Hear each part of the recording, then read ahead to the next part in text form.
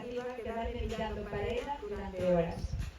Hoxe sei que si non miraba a casa, senón, e como un pequeno adianto, digo que o que miraba, o que me chamaba a atención era unha porta de cor azul.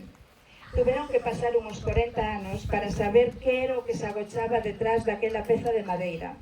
Que forza tan especial era a que me mantiña ali cada vez que viña a visitar os meus avós José e Venancia, que de feito esa casiña que tendes por aí era o deles. Hoxe é un día moi significativo. Non só é unha presentación dun libro a maiores, senón do que sinto que debo facer de verdade, que rendir de homenaxe á persoa que fixo posible que a tableta de chocolate chegara a este punto. Falo dunha persoa coa que planifiquei todo, e ca cal construí pontes onde antes había muros. Unha persoa que tiña ilusión por vivir o día de hoxe, por ver os seus veciños e amigos da alma, cos que tantas trasnadas fixo. Pero o destino quixo que o 5 de maio esa persoa collera un billete de ida e se fora para sempre.